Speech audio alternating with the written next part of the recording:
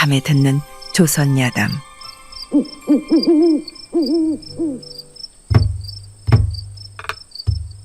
그 옛날 청주 사직동 근처 깊숙한 시골 마을에 조실부모하여 의탁할 곳 하나 없이 떠돌던 철구라는 머슴 총각이 살았지요. 철구는 10살도 채 되기 전에 부모를 여의고 여기저기 떠돌다 결국 나무라는 농부집에 얹혀 살며 머슴살이를 하게 되었답니다. 철구는 인물은 그저 그런 평범한 시골 사내였지만 성실하고 말수가 적어 욕심 없이 주어진 일에 열심이었지요. 그러나 서른을 바라보도록 장가를 들지 못한 철구는 해마다 명절 때면 혼자 남은 마당을 쓸며 허공을 바라보다가 한숨만 내쉬곤 했습니다. 그러던 어느 날이었습니다. 철구가 나무를 하러 산을 넘어 가던 길, 문득 고개 넘어 장자댁 천석군 이진사의 집 담장 너머로 아리따운 여인의 자태가 어른거렸지요. 그날 이후로 철구는 이상하게도 일을 하다가도 밥을 먹다가도 그 여인의 모습이 자꾸 떠오르니 마음이 어찌나 허전하고 간질간질한지. 저 고운 색시를 어찌 한 번이라도 가까이서 볼 수 있을꼬? 철구는 고개를 들어 먼 산을 바라보며 넋을 잃는 날이 많아졌습니다. 알고 보니 그 여인은 바로 이진사의 우남동녀 아씨였던 것이죠. 정갈한 행실, 뛰어난 글재주, 단아한 외모까지 삼고를 겸비하여 고을 안팎으로 소문이 자자했던 처녀였습니다. 벼슬아치나 양반댁 도련님들이 줄줄이 혼사를 청해왔으나 이진사는 고개를 저으며 아무에게도 허락하지 않았지요. 철구는 더욱 낙심했지만 마음은 이미 깊은 사랑에 빠져 있었습니다. 감히 머슴 주제에? 그런데도 내 마음이 이러하니 어쩌면 좋단 말이냐? 그러다 어느 날 늦은 봄 해질녘 장에 다녀오는 길목에서 우연히 정수사발 하나를 발견하고는 문득 마음이 일었습니다. 정성은 하늘도 감동한다 하지 않았던가? 그날부터였지요. 철구는 날마다 이진사댁 담장 뒤 성황당으로 향해 찬 새벽물을 떠다 청수를 올리고 두 손을 가지런히 모아 절을 올리며 기도하였습니다. 성왕님, 아무래도 이 죄 많은 머슴놈이 미쳤나 봅니다. 그러나 간절합니다. 이 마음을 거둘 수도 감출 수도 없으니 부디 저 색시에게 장가를 들게 해주십시오. 이른 새벽과 저녁마다 하루 2번 꼬박꼬박 100일 넘게 청수를 올리고 기도하는 철구의 모습은 성황당 근처를 오가던 아이들 입에조차 오르내릴 정도였다죠. 그래도 아무런 징조도 꿈속 계시도 나타나지 않자 철구는 스스로를 다잡으며 말했습니다. 100일이 안 되면 200일을 하고 그도 안 되면 300일을 하리. 지성이면 감천이라 하지 않았던가? 죽기 전에 한 번은 꼭 해보리라. 그런데 그 정성에 하늘이 감동했는지 어느 무더운 여름날 성황당 그늘 아래 청수를 올리고 잠시 눈을 붙인 철구의 꿈속에 백발의 노인이 나타났습니다. 내가 바로 그 머슴놈이냐? 100일도 모자라 200일 정성을 들였다니 내 마음이 참 간절하구나. 좋아, 내 너의 소원을 들어주마. 이진사의 딸이 밤마다 몰래 오줌을 누는 곳이 있느니라. 그곳에 이 알 3개를 묻어두거라. 노인의 손에는 붉은 바다알 같은 씨앗 3알이 들려 있었고 그것을 받아든 철구는 노인에게 무슨 말을 하려 아무리 애써도 소리가 나오지 않았고 꿈속의 노인은 이내 사라지고 말았지요. 그리고 철구가 눈을 떠보니 손에는 정말 붉은 밭알만한 동그란 알 3개가 놓여 있었던 게 아니겠습니까? 그 광경에 철구는 놀라고 또 놀라 두 눈을 비비고 다시 보았으나 알은 분명히 존재했지요. 그리하여 철구는 몸둘 바를 몰라 하면서도 다시 성황당을 향해 절을 올렸습니다. 신령님, 이게 참말로 제게 주신 것이옵니까? 꼭 그 색시에게 장가를 들게 해주십시오. 이 은혜 두고두고 갚겠나이다. 찰구는 그 알들을 헝겊에 싸서 품속 깊숙이 넣어두었습니다. 그날 이후로는 예전보다 더 조심스럽고도 신중하게 움직였죠. 이진사 댁탐장을 슬쩍슬쩍 살피며 아씨가 어떤 모습으로 움직이는지, 어디서 다시 오줌을 누는지를 살폈고, 밤에는 담을 넘어 몰래 드나들며 목단나무 아래를 확인했지요. 그러기를 며칠, 때는 3월 보름, 달빛이 대낮같이 환한 밤이었습니다. 찰구는 그날따라 왠지 모르게 가슴이 콩닥거렸지요. 그리고 밤중이 되자 살금살금 이진사댁 뒷담으로 향했습니다. 찰구는 미리 살펴둔 담 모퉁이를 넘었지요. 뒷뜰에는 목다나가 고운 자태를 뽐내며 서 있었고, 그 아래 초당에서는 희미한 등불 아래 아씨가 글을 읽는 소리가 들려왔습니다. 아, 이리 고운 소리는 처음 듣네. 찰구는 순간 넋을 놓고 들여다보다가 겨우 정신을 다잡고 목단나무 아래로 다가갔습니다. 거기엔 아씨가 매일 오줌을 누던 자리라 그런지 땅이 눅눅하게 젖어 있었지요. 찰구는 신령이 일러준 대로 빨간 알 3개를 조심스레 묻었습니다. 그리고 다시 담장을 넘어 조용히 집으로 돌아왔지요. 그날 밤 찰구는 두근거리는 가슴을 진정시키지 못한 채 잠을 이루지 못했습니다. 그 약이 정말 효과가 있으려나? 이러다 정말 무슨 일이 일어나는 게 아닌가? 다음날 새벽녘 이진사댁 안채에서는 평소와는 다른 일상이 펼쳐졌습니다. 아씨는 눈을 비비며 일어나 뒷마당으로 나가던 중 목단나무 아래서 오줌을 누고는 이내 깜짝 놀라 벌떡 일어났지요.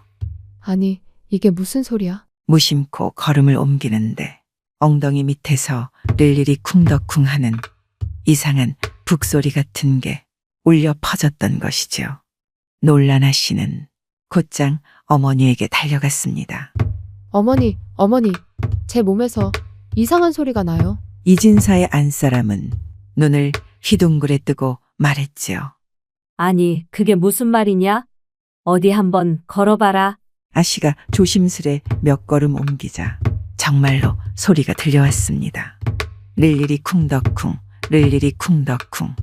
어찌나 우렁찬 소리인지 대청마루에 앉아있던 하인들도 킥킥 웃기 시작했고, 어느새 이 소문은 삽시간에 온 동네로 퍼져나갔습니다. 아씨 걸음걸이에 북소리가 난다고 소문이 온 고을에 다 퍼졌어. 장터에 나갔다 온 집안의 하인들조차 소문을 듣고 돌아와 수군대니 진사댁의 체면이 땅에 떨어지는 듯했지요. 이진사는 의원을 불러들였습니다. 백방으로 이름난 의원을 불러다 진맥을 해도 병의 원인이 없고 침을 놓아도 효과가 없었습니다. 무당을 불러 굿판을 벌였지만 신도 감을 잡지 못했지요. 이것은 신병도 육병도 아니오이다. 세상 이치 밖의 일이라. 진사는 점점 기가 질려갔고 아씨는 밤낮으로 궁둥이 통증을 호소하며 잠도 제대로 자지 못하였답니다.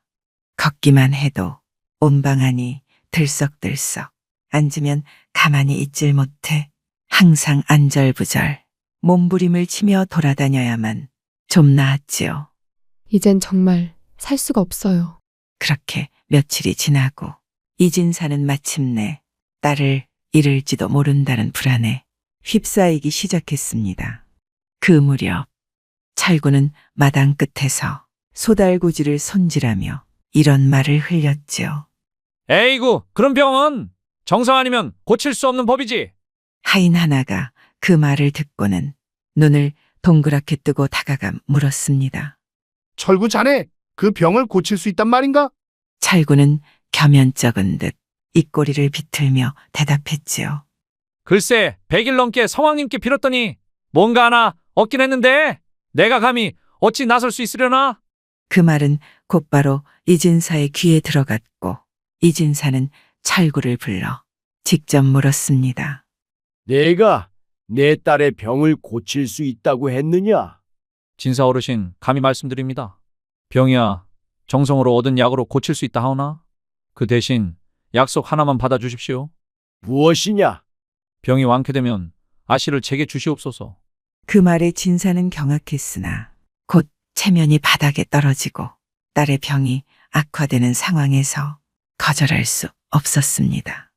그렇게 이진사와 찰구의 약조는 뒷간문 밖에서 이뤄진 것 같으나 그 무게는 장부의 맹세와도 같았지요. 찰구는 이진사에게 사흘의 말미를 달라 하여 이튿날부터 이진사 땡마루에 물을 떠놓고 정성껏 빌었습니다. 그리고는 그 물을 아씨에게 약으로 올렸지요. 날이 어스름해지고 달이 떠오르자 철구는 조심스레 주변을 살피고 아씨가 오줌을 누던 목단나무를 찾아 흙을 파고 알 하나를 꺼냈습니다. 그렇게 첫 번째 알을 꺼낸 그 다음 날 아씨의 엉덩이에서는 북소리 중 일부가 사라졌습니다. 사람들이 들으면 쿵덕쿵 쿵덕쿵만 들릴 뿐 릴리리는 감쪽같이 사라졌던 것이죠. 어머니, 오늘은 덜합니다. 릴리리가 사라졌어요. 기뻐하는 아씨의 목소리에 진사내외는 기막힌 듯 눈을 맞추었습니다. 그리하여 찰구는 점점 이진사 집안에 신뢰를 얻게 되었고 이진사는 내심 기대 반 의심 반의 마음으로 사흘째 밤을 기다렸죠. 사흘이 지나고 두 번째 알을 꺼내자 소리는 쿵쿵쿵으로 더욱 단순해졌습니다. 마을 사람들조차 병이 나아가는 것 같다며 수군대기 시작하였고 진사댁에는 날마다 병문안을 핑계로 구경꾼이 몰려들기 시작했지요. 그 즈음 찰구는 이진사에게 다시 말을 꺼냈습니다. 진사어른, 마지막 약을 아씨께 올리기 전 말씀 올려옵니다. 병을 다 고친 뒤에는 반드시 혼례를 올려주셔야 합니다. 이진사는 수염을 쓰다듬으며 말했습니다. 내가 정말 내 딸 병을 다 고치면 그리하겠다. 그 말에 찰구는 고개를 깊숙이 숙이며 세 번째 알을 판을 준비를 했습니다. 그리고 마지막 밤 집안 사람들이 모두 잠든 틈을 타서 찰구는 목단나무 아래를 파고 마지막 알을 꺼냈지요. 그리고 다음 날 아침 기적이 일어났습니다. 아씨가 처음으로 아무 소리도 나지 않는 걸음을 걸은 것이지요. 진사댁은 환희로 들끓었고 이웃들은 입을 모아 말했습니다. 저 머슴 총각 의술이 대단할세. 그러나 이진사의 속내는 달랐습니다. 마음 한구석에서는 체면과 신분이 갈등을 일으키고 있었던 것이지요. 그럼에도 불구하고 찰구의 얼굴은 환히 빛났습니다. 드디어 정성과 기도 그리고 신령의 선물이 결실을 맺었다 생각했기 때문이었죠. 병이 말끔히 나았다는 소문은 순식간에 온 고을에 퍼졌습니다. 진사댁에는 축하 인사를 전하려는 발길이 끊이질 않았고 아씨는 그토록 괴로워하던 병에서 벗어나 맑은 안색으로 웃음을 되찾았지요.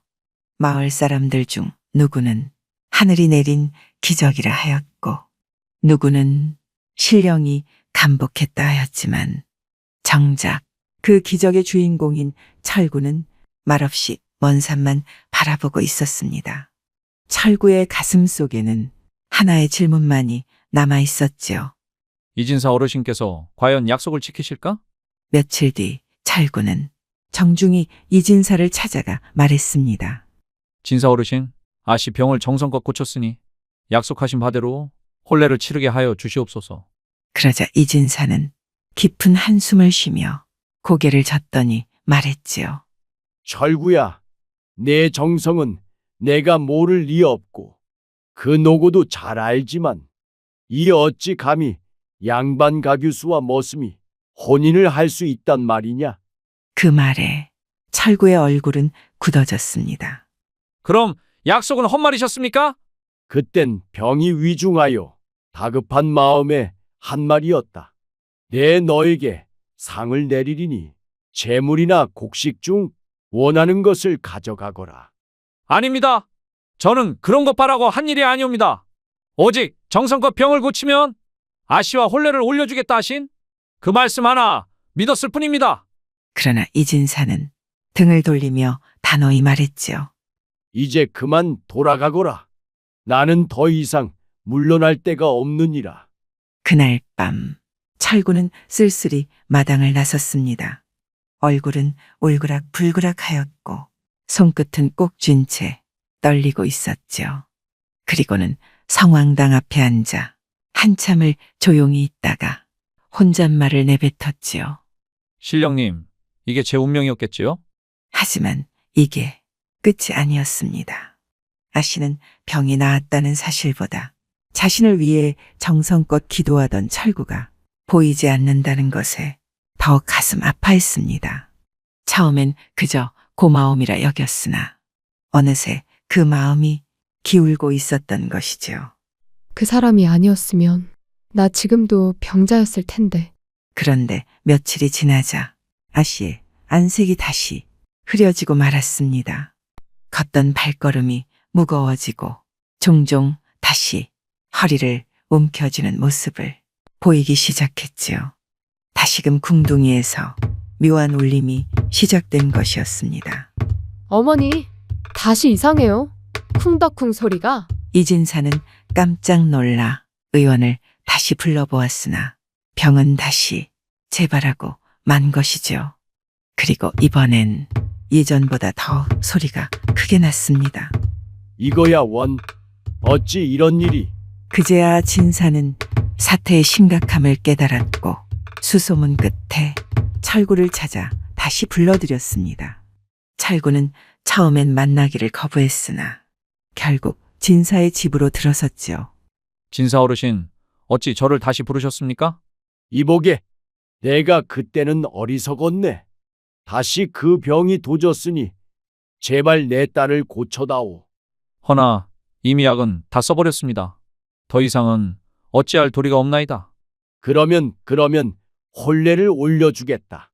이번엔 사주도 쓰고 대례도 지내주마. 그리하자. 철구는 잠시 침묵하다 말했습니다. 그래도 아씨의 마음이 먼저겠지요. 그리하여 이진사는 딸에게 물었는데 그녀는 단호히 대답했지요. 그분 없이는 저는 다시 병이 들 것이옵니다. 저는 이미 마음을 정했나이다. 그리하여 이진사 댁에서는 분주하게 혼례 준비가 시작되었죠. 이튿날 조용한 아침에 진사댁 대청마루에는 붉은색 보자기에 쌓인 예물이 놓였고 마당엔 각처에서 몰려든 하객들로 북적였지요. 머슴이 사위가 된다니? 이거 참 세상에 별일이 다 있구먼. 그러게 말입니다. 초래청에는 향이 피워졌고 집안의 어른이 복을 비는 축문을 낭독하며 그날의 혼례는 성대하게 치러졌습니다. 혼례가 끝난 그날 밤 두 사람은 처음으로 한 방에서 함께 잠을 청했지요. 철구는 품 안에서 따뜻하게 떨고 있는 아씨의 손을 조심스레 감싸주며 말했습니다. 고맙습니다, 아씨. 아니, 이제는 부인이라 불러야겠지요. 아니에요. 나는 언제까지나 그대에게 아씨이고 싶어요. 그 말에 두 사람은 서로를 바라보다 말없이 웃었지요. 그날 이후 이진사댁 마당에는 더는 릴리리 쿵덕쿵 소리가 울려 퍼지지 않았고 고요하고 평화로운 날들이 이어졌습니다. 철구는 혼례 이후 이진사의 문화에 들어 글을 배우기 시작했지요. 하루 2시간씩 붓을 잡고 고전과 시문을 익혔습니다. 그 정성과 근기 덕에 그는 마침내 향시에 급제하여 진사첩지를 받아 정식으로 이름을 올리는데 성공하였답니다. 그 즈음 두 사람 사이에는 자식도 하나둘 생겨났습니다. 첫째는 사내아이, 둘째도 사내아이, 셋째는 어여쁜 딸이었고 넷째, 다섯째까지 모두 오남매를 낳고 길렀지요. 아이들은 총각 시절 찰구의 얼굴을 닮아 성실하고 씩씩했으며 어미를 닮아 영특하고 단정했지요. 이웃 사람들은 두 사람을 보며 입을 모아 말했습니다. 하늘이 맺어준 인연이로구나.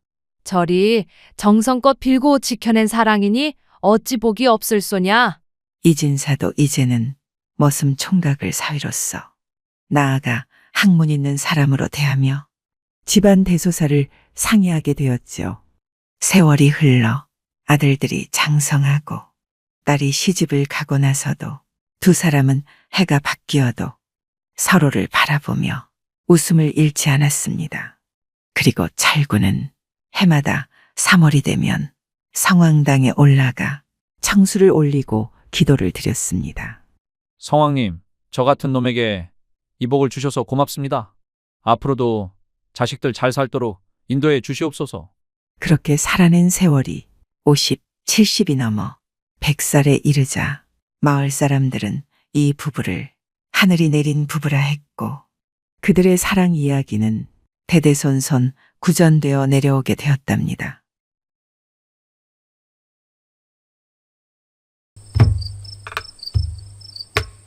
옛날 옛적 어느 고을에 신생이라는 선비가 있었습니다.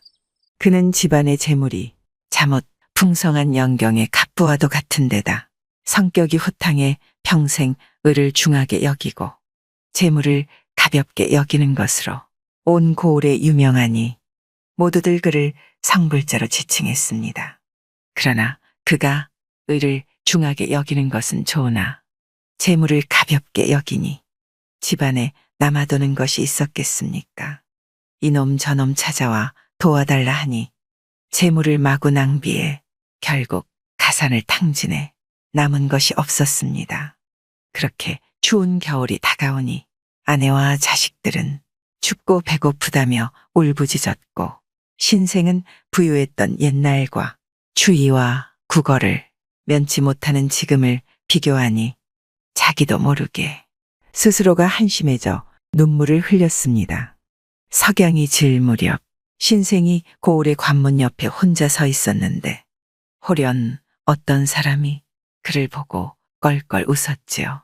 신생이 돌아보니 그는 풍채 좋은 노인이었습니다. 선생께서는 어찌 남의 심각한 사정을 비웃으십니까? 그대의 처량한 탄식은 한번 웃을 거리도 안 돼요. 당신은 내가 아닌데 어떻게 나의 어량한 탄식을 압니까? 내 이미 다 알고 있소. 무릇 사람의 빈부라 하는 것은 개미가 맷돌을 돌리는 것과 같아 사람의 힘으로는 어찌할 수가 없소이다. 그대가 어설퍼 이런 군색한 가난을 초래했다고 탄식하지는 마시오. 저 역시 가난하고 부유한 것의 이치가 그와 같다는 것은 압니다만 눈앞의 광경을 생각하기만 하면 이렇게 후회하고 탄식하지 않을 수 없지요. 그대가 깊이 후회한다면 내 한 곳을 알려주겠소이다. 옛날의 우아람을 생각하며 재물을 절약해 쓸 수 있겠소. 노인의 말에 신생이 우물쭈물하다 말했습니다. 어찌 감히 선생의 가르침대로 하지 않겠습니까? 신생이 즉시 노인을 따라 어느 곳에 이르니 큰 창고가 있었습니다. 노인은 벽 사이에 있는 구멍 하나를 가리키며 말했지요. 이 안에 쌓여 있는 것들은 모두 그대의 재물이니 마음껏 실어가시오. 신생이 구멍으로 손을 넣어 더듬고 잡아보니 모두 진귀한 보배였습니다. 놀란 신생이 돌아보니 노인은 연기와 같이 사라지고 없었지요. 그는 그 진귀한 보물들을 마음껏 실어가서 상인들에게 팔아 수만금을 벌었습니다. 신생은 옛날처럼 사업을 꾀하긴 했지만 인색할린 한 글자를 좌우명으로 삼아 돈 한 푼, 쌀 한 톨도 친지에게 나눠주지 않고 빈궁한 자에게도 재물을 주지 않았지요. 그렇게 1년이 다 되어갈 무렵이었습니다. 추운 겨울날 신생은 한 거지가 문 밖에서 배고프다고 호소하는 것을 보고는 갑자기 마음속에 다시 선행의 싹이 텄지요. 그래, 내 어찌 저 헐벗고 굶주린 사람을 외면하고 나만 잘 살겠는가? 이로부터 그는 빈궁한 사람을 두루 구휼하며 천금도 아끼지 않았습니다. 그렇게 3년이 지나자 신생은 어느새 전날처럼 궁핍해지고 말았지요. 그는 누더기 옷을 입고 외롭고 쓸쓸하게 걸어가다가 호련 고을의 관문에 이르렀는데 거기서 또다시 옛날 그 노인을 만났습니다. 신생은 만면에 부끄러운 빛을 보이며 우물쭈물하고 있는데 노인이 신생을 물끄러미 바라보다 말했지요. 그대는 왜 겸연쩍어 하시오? 선생께서 가르쳐 주신 말을 믿고 지키지 못해 이와 같이 되었으니 어찌 부끄럽지 않겠습니까? 상심일랑하지 마시오. 이렇게 될 수도 있지요. 다시 나를 따라오시오. 신생이 다시 노인의 뒤를 따르니 한 곳에 이르러 창고를 가리키며 말했습니다. 마음대로 실어가시오. 신생은 가르침에 따라 재물을 모두 실어가서 다시 전처럼 부자가 되었습니다. 그래, 이번만큼은 식구들을 생각하여 돈을 함부로 쓰지 말자. 그는 전날의 공경을 교훈 삼아 노인의 당부를 명심하여 한 푼도 허비하지 않고 오직 인색함만을 숭상했습니다. 그러던 어느 날 신생이 서책을 읽다 갑자기 이런 생각이 들었습니다. 천하만사가 유유히 흘러가니 자고로 부가 영원했던 적은 없지. 인생의 북이란 모두 역마를 받고 타는 것과 같고 인생 또한 아침 이슬이 햇살에 사라지는 것과 같으니 수전노가 될 필요는 없지 않은가. 이는 내가 좋아하는 일을 하는 것만 못하지. 마침내 신생은 빈궁한 사람들을 널리 구제하기 시작했는데 전보다 더욱 적극적이었습니다. 그러니 불과 몇 년 지나지 않아 그는 비난한 모습과 초췌한 형상이 전보다 더 심해져 시장에서 구걸을 하기에 이르렀죠. 그러나 노인을 만날 것이 두려워 관문 쪽으로는 감히 가지 못하다가 뜻하지 않게 그곳을 지나게 되었습니다. 그때 노인이 갑자기 읍하며 나타나 말했지요. 그래, 별거 없으신가요? 신생은 정중하게 그를 외면하려 했지만 자기도 모르게 부끄러운 마음이 일어나 얼굴을 감싸고 지나치려 했습니다. 노인이 빙그레 웃으며 말했습니다. 이렇게까지 할 필요는 없소이다. 그대가 그렇게 한 것은 그럴 수도 있는 법이라오. 노인은 또다시 신생을 데리고 한 곳으로 가서는 큰 창고를 가리키며 금과 비단과 허다한 재물을 마음대로 가져가게 했습니다. 신생은 조금도 사양하지 않고 자기 물건인 양 옮겨가서 재물을 마음대로 사용하니 불과 3, 4년 만에 또 전처럼 재물이 다 사라졌습니다. 무릇 신생은 노인을 3차례나 만나 재화를 얻어 결국 세상 물정 모르고 돈을 다 써버린 까닭에 다시 비난한 거지가 되었지요. 그는 더욱더 부끄러워져 감히 관문길로 나아갈 수가 없었습니다. 그러던 하루는 길을 가다가 노인을 만났는데 신생은 머리를 감싸고 달아났습니다. 그런 신생을 보고 노인이 말했습니다. 부끄러워하지 마시오. 지금부터 아무리 놀랍고 처참한 일이 일어나더라도 마음속으로 동요하지 말고 참고 앉아 있으시오. 또 절대 어떤 말도 하지 말고 삼가고 삼가시오. 신생이 돌아보니 노인은 갑자기 어디론가 사라졌습니다. 신생은 노인의 말대로 그 자리에 주저앉아 흙덩이처럼 앉아 있었지요. 호련 사나운 바람이 크게 일어나더니 숲을 사이에서 맹호가 포효하고 독사와 구렁이들이 꿈틀거리며 나와 신생을 향해 입을 크게 벌려 물어 죽일 듯이 굴고 신생의 몸을 감고서 삼킬 것처럼 굴었습니다. 신생은 조금도 두려워하지 않고 태연하게 혼자 앉아서는 털끝만큼도 움직이지 않았지요. 잠시 뒤 하늘에서 천둥 번개가 크게 치더니 소나기가 쏟아졌습니다. 신장과 야차 10여 명이 하늘에서 내려와 신생 앞에 서서 말했습니다. 너같이 하찮은 존재가 감히 여기에 말만 믿고 끝끝내 말을 하지 않고 웃지도 않으니 너무나 사악하도다. 우리는 너를 제거하라는 하늘의 명을 받고 내려왔도다. 그들은 칼과 창 등 온갖 병기로 신생을 찔렀지만 신생은 끝까지 입을 열지 않았습니다. 이렇게 한식경이 지나자 신장이 말했지요. 이 괴물은 우리가 없앨 수 없겠네. 안 되겠군.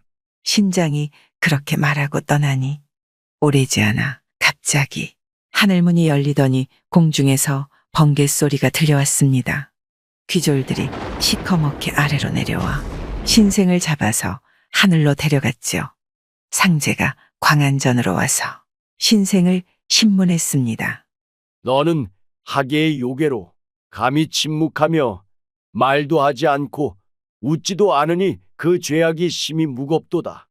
그런 고로 내가 정국을 설치해 내가 말하지도 웃지도 않는 것을 처부수려 한다. 상제가 나졸들에게 분부하여 몽둥이질을 해 신생을 박살내게 했습니다. 신생은 그래도 한결같이 흙이나 나무로 만든 인형처럼 끝내 입을 열지 않았지요. 그러니 상제가 크게 노하여 말했습니다. 이런 요물에게는 가벼운 형을 내릴 수가 없다. 상제는 한 신장에게 신생을 저승으로 압송하게 하고 염라대왕에게는 엄한 법에 따라 그를 엄격하게 다스리라고 명령했습니다. 신장이 신생을 즉시 압송해 저승으로 보내고 염라대왕 역시 엄한 정국을 설치했지만 신생은 끝내 입을 열지 않았지요. 염라대왕도 신생을 다스리기 어려운 자라 여기고 그를 검수지옥, 도산지옥, 발설지옥으로 온갖 악형을 다 겪게 했지만 신생은 끝내 입을 열지 않았습니다. 마침내 천륜왕의 옥으로 보내 뼈를 부러뜨리고 으깨고 갈고 던지고 했지만 신생의 마음은 결코 조금도 달라지지 않았습니다. 한관원이 염라대왕에게 이런 상황을 아뢰니 염라대왕이 관원에게 물었지요. 거참 독한 놈이구나. 그렇다면 인간으로서 가장 견디기 어려운 일은 무엇이냐? 인간 중에서는 궁핍한 유생이나 한미한 선비의 아내가 가장 견디기 어렵나이다. 그러자 염라대왕은 신생을 다시 인간 세상으로 보내게 했습니다. 얼마 후 신생은 시골의 이진사라는 선비의 집안에서 다시 태어났지요. 이진사는 소시적 진사시에 합격하였으나 대과에 번번이 낙방해 늙어서는 누추한 마을에서 궁핍하게 살며 훈장을 업으로 삼고 있었습니다. 그는 대를 이을 자식이 없는 것을 언제나 한스럽게 여겼는데 부인이 갑자기 임신하니 밤낮으로 오직 아들이 태어나기만을 축원했지요. 하지만 아쉽게도 10달이 차서 부인이 해산하고 보니 아이는 딸이었습니다.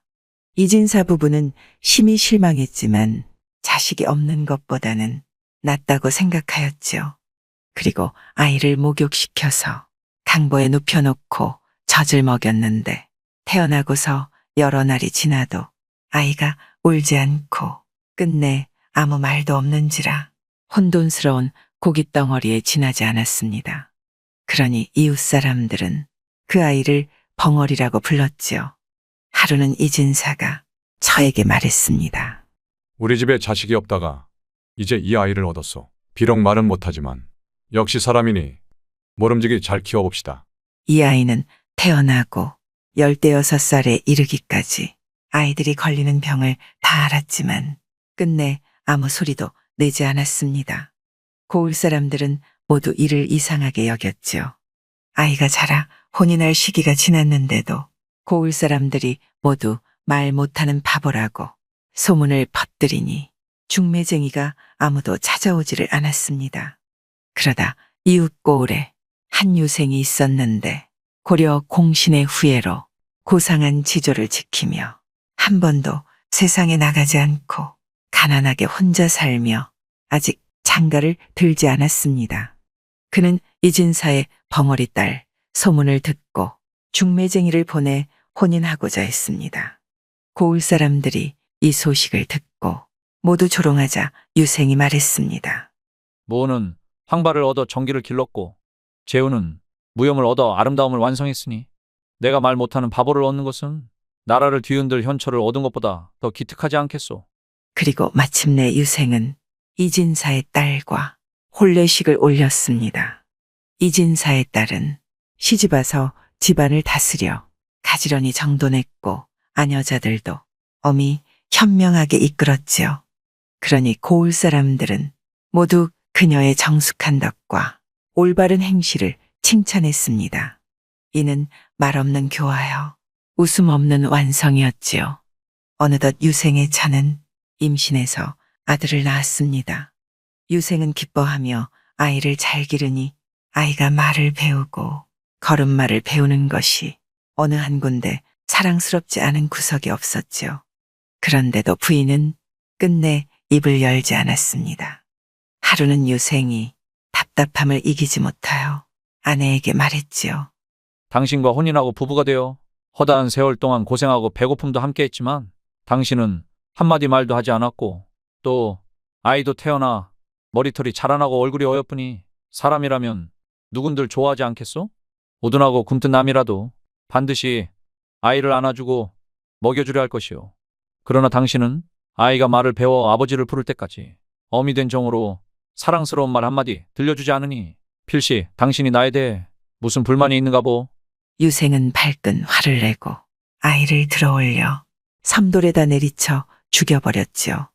그러자 유생의 부인은 그것을 보고 부지불식간에 아 하는 소리를 냈습니다. 갑자기 들끓는 소리가 크게 일어나고 신생이 돌아보니 자기가 여전히 그 자리에 앉아있는 것 아니겠습니까? 그랬지요.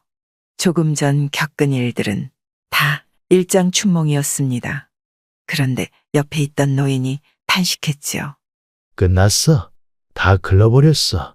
연단술이 바야흐로 이루어질 참이었는데 결국 사랑의 한자 때문에 다 글러버렸어. 그것도 운수인인 어찌하겠나. 신생이 스스로를 다독이며 말했습니다. 그 까닭을 감히 묻겠나이다. 내가 보기에 그대는 선가에 기미가 있는 것 같았소. 그래서 3차례에 걸쳐 적지 않은 재물로 시험을 해보았다오. 그대는 재물에 대한 마음을 한 번도 바꾸지 않았던 고로 내가 다시 이 선가의 오묘한 비결로 시험해 보았는데 결국 사랑의 한 글자 탓에 다 무너져 버렸으니 이는 운수가 아닐 수 없소. 이 약이 만약 완성되었다면 장차 그대와 함께 먹고 신선이 되어 하늘로 올라가려 했다오. 그대는 마음과 욕심의 두 관문은 능히 타파했지만 사랑의 관문은 타파하지 못했기에 연단이 완성되지 못했다오. 노인은 신생에게 돌아가라고 명하고 자기는 구름을 타고 갔습니다. 신생은 한탄하며 집으로 돌아갔지요. 그런데 오랜만에 집에서는 밥 짓는 연기가 피어오르고 아이들은 웃으며 아비를 맞이하지 않겠습니까? 부인, 양식이 어디서 나서 밥을 짓고 있는 것이오? 아까 전에 어떤 노인이 양식과 돈을 주고 갔습니다.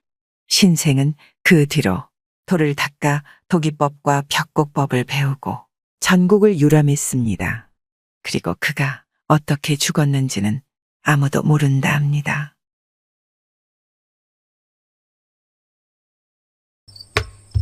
옛날 옛적 충청도 어느 고을의 점집에 선비와 점쟁이가 마주 앉아 심각하게 이야기를 나누고 있었습니다. 아니 정말 그 말을 믿으라고? 그렇습니다. 참. 죽음을 택하시겠습니까? 아니면 과거에 급제하는 길을 택하시겠습니까? 그야 당연히 과거 급제가 중요하지.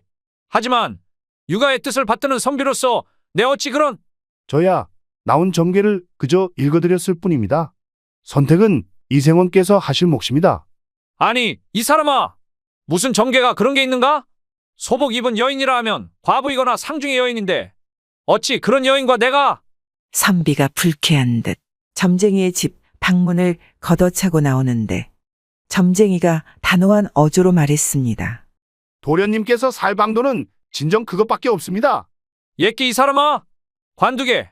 이 사람은 이기경이라는 사람으로 집안은 가난하였으나 머리는 똑똑하여 과거를 준비하는 선비 중에서도 글솜씨가 뛰어나기로 유명하였지만 이상하게도 대과에서는 여러 번 낙방하였지요. 그래도 반드시 이번만은 급제하려고 먼 친척들에게 돈을 빌려 오직 글 공부에만 전념하였습니다. 그러다 대과 시험날이 다가오니 마음이 초조하고 답답하여 평소 알고 지내던 점쟁이를 찾아갔는데 이번 과거 길에 죽을 애군이 들었다는 소리를 들은 것이지요. 거참, 살려면 소복 입은 여인을 얻어라?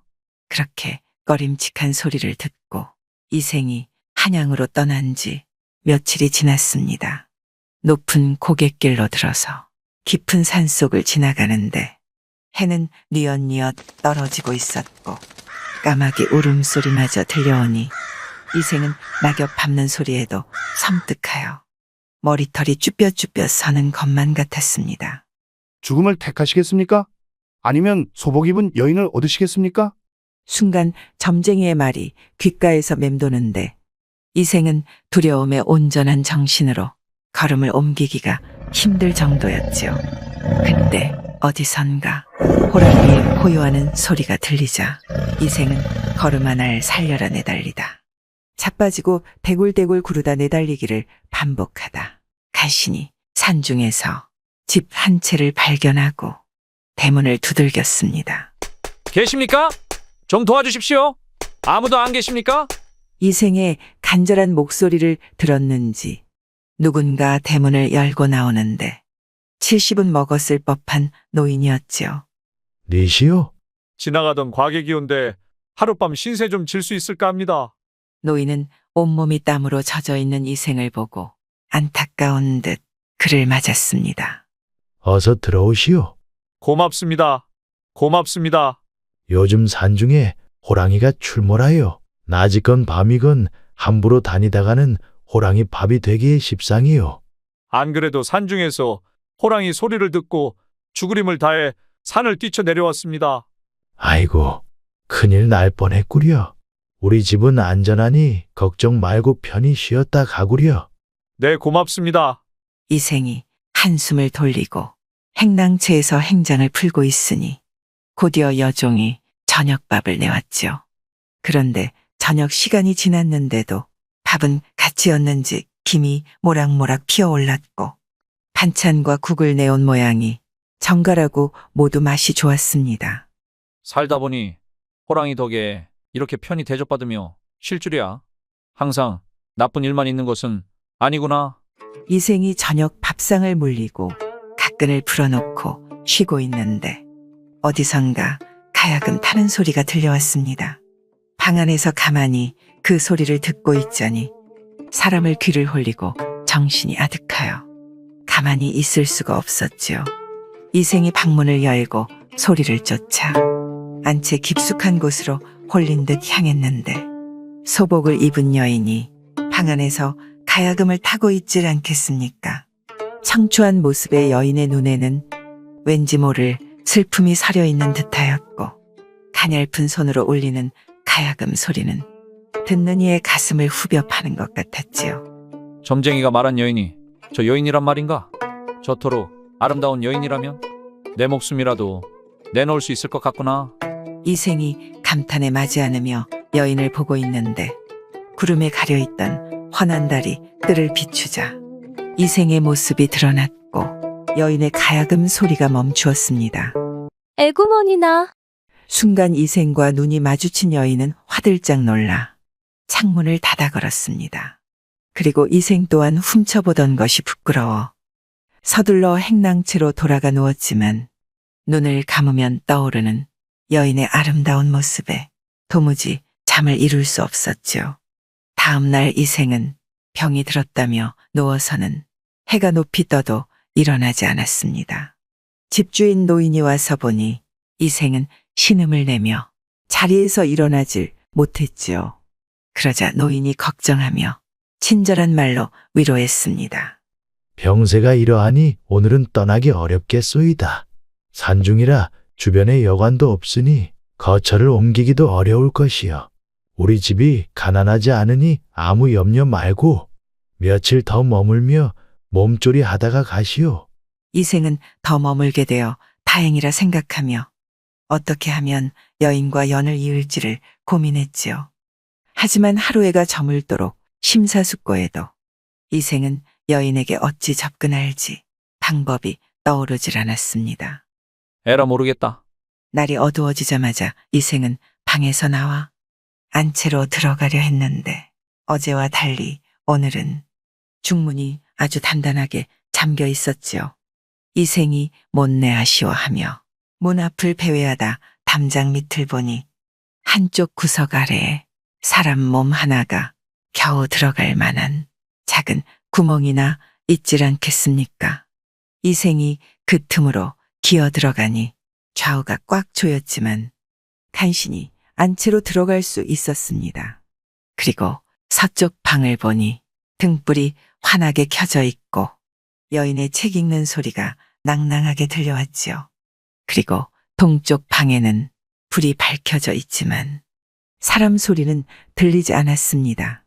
이생이 살그머니 창문 아래로 가서 손가락에 침을 묻혀 구멍을 내고 안을 들여다보았지요.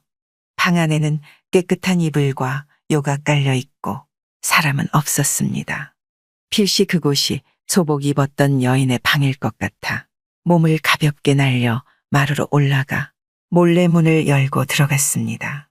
그리곤 등불을 불어 끄고 방 한 구석에 가만히 엎드려 있었죠. 한참 뒤 책 읽는 소리가 그치더니 여인이 동쪽 방으로 와서 문을 열고는 그 자리에 서서 말했습니다. 불이 어떻게 저절로 꺼졌을까? 기름도 많이 부어두어 오래 갈 텐데 왜 꺼진 거지?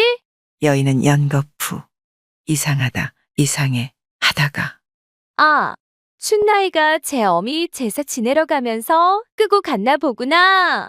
의심이 좀 누그러졌는지 여인은 즉시 들어와서 금침 위에 앉았습니다. 잠시 뒤 옷을 벗고 이불 속으로 들어가 잠을 청하려 했지요. 그때 이생이 작은 목소리로 말했지요. 제발 부인은 나를 좀 살려주시오. 부인은 한참 의심하던 차에 갑자기 남자 목소리를 들으니 깜짝 놀라서 이불을 끌어안고 웅크렸습니다. 그리곤 낮은 목소리로 물었지요. 누구세요? 나는 행랑채에 머물고 있는 손님이오. 무슨 마음으로 깊은 밤 이곳에 들어온 건가요? 이생은 그제야 과거 길을 떠나기 전 점쟁이에게 들은 말을 이야기해 주었지요. 이번 과거 길에 소복 입은 여인을 얻으면 반드시 과거에 급제하고 얻지 못하면 내가 죽는다 하였소. 나는 꼭 과거에 급제하고 싶고 또 꼭 살 궁리를 해야 하기에 오늘 밤 죽음을 무릅쓰고 여기에 들어온 것이요. 내가 사느냐 죽느냐는 오직 부인의 한 말씀에 달렸으니 제발 나를 좀 살려주시오. 여인은 이야기를 듣고서 묵묵히 한참 동안 아무 말도 없었습니다. 그러다가 길게 한 번 한숨을 쉬고는 말했지요. 저는 어린 나이에 남편을 잃고 수절하며 살고 있습니다. 어제는 마음이 울적하여 가만히 가야금을 타다 뜻밖의 손님과 눈이 마주쳤지요. 그때 달빛에 비친 선비님의 모습을 보며 전 알 수 없는 설렘과 부끄러움으로 창문을 닫아 걸고 들어갔지만 사실 한숨도 잠을 잘 수가 없었습니다. 이것도 인연인가요? 사람이 살고 또 죽는 것은 천명에 달렸으니 어찌 가볍게 죽을 수 있겠어요? 그렇게 여인은 선비를 허락하였고 둘은 밤새도록 운후의 정을 나눴습니다. 어젯밤 제 꿈에 황룡이 가슴과 배 위에 서렸어요. 이번 과거에 당신은 반드시 이름을 크게 떨칠 것입니다. 영광스럽게 돌아오는 길에 부디 저를 버리지 마시고 꼭 데려가 주세요. 네, 약속하오. 반드시 급제하여 돌아와 당신을 데려갈 것이오. 잠시 후 날이 밝아왔습니다. 이생이 몰래 행랑으로 돌아가 누워있으니 노인이 와서 정성스레 문병했죠. 어째 오늘은 몸이 좀 나았어? 네 어르신. 밤새 어르신 은혜를 입고 몸조리하니 이제 병이 다 나은 듯합니다. 오늘은 출발할 수 있겠습니다. 그래, 다행이요. 내 집에 남는 말이 있는데 그걸 빌려드리겠소. 그걸 타고 과거를 보러 가시구려. 지나가는 과객에게 어찌 그렇게까지 은덕을 베푸시려 하십니까? 나도 이제는 늙어 말조차 탈 기운이 없구려. 더구나 집안의 남자라고는 나 하나니 말이 있어봤자 그것을 간수하기가 여간 힘든 게 아니요. 여기서 한양이 천리길이니 나보다 당신에게 말이 더 필요할 것 같소. 애써 사양치 말고 끌고 가시구려. 정말 고맙습니다. 이 은혜 잊질 않겠습니다. 노인과 작별하고 말을 타고 상경한 이생이 얼마 뒤 과거를 보았는데 과연 장원급제를 했지요. 이생이 한양에서 3일 휴가를 하고 고향으로 향했습니다. 한편 여인은 여종에게 이번 과거에 누가 급제를 했는지 알아오게 하니 과연 이생의 이름이 들리지 않겠습니까? 여인은 크게 기뻐하며 화려한 옷 한 벌을 새로 짓고 잔치 준비를 성대히 했습니다. 그리고 날마다 길거리로 사람을 보내 이생이 내려온다는 소식이 있는지 탐문하게 했지요. 그리고 과연 이생의 행차가 내려오자 사람을 보내 모셔오게 하였지요. 주인 노인이 이생을 보고 치아를 하고 있는데 곧이어 소복을 벗고 화사한 옷으로 갈아입은 부인이 안에서 나와 노인에게 절하고 울며 말했습니다. 아버지, 이 집에서 아버지를 봉양하며 100년을 함께하고자 했으나 일이 이렇게 되었네요. 얘야, 아비는 걱정 말거라. 내가 행복하면 되었지 나는 상관하지 않아도 되느니라. 노인과 여인은 이별의 아쉬움에 부둥켜 안고 흐느껴 울었습니다. 그러다 잠시 후 노인이 이생을 돌아보고 말했죠. 우리 딸 잘 부탁하네. 네? 딸이요? 그렇다네 내 딸일세. 아, 그랬군요. 그럼 장인어른 절 받으십시오. 노인은 곁을 떠나는 이생과 딸에게 수만금의 돈과 하인들을 딸려보내며 말했지요. 이 정도 돈이면 자네 집으로 돌아가. 힘들이지 않고 대업을 이룰 수 있을 것이네. 부디 행복하게 잘 사시게. 이생과 여인은 노인에게 절하고 이생의 집으로 향했습니다. 그리고 가져온 돈으로 가정을 풍족하게 꾸리며 아들, 딸 7을 낳아 살았으며 훗날 이생의 벼슬이 정의품에 이르렀다 합니다. 그래 알아보았는가? 네 대감마님, 충청도에 이기경이라는 선비가 있는데 글재주가 남다른데 지금까지 대과시험에 번번이 물을 먹었다 하옵니다. 그래? 사는 형편은 어떠한가? 궁핍하기가 이루 말할 수 없을 정도입니다.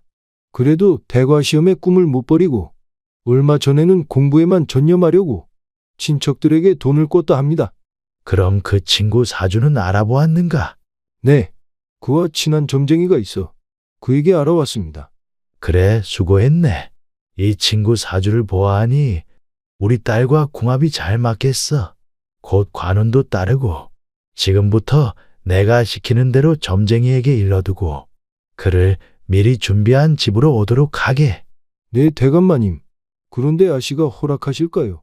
내 딸은 내가 설득할 테니 걱정 말고 쇠돌이를 불러 좌의정 대감에게 내 편지를 전하고 오라 하게. 네 대감마님.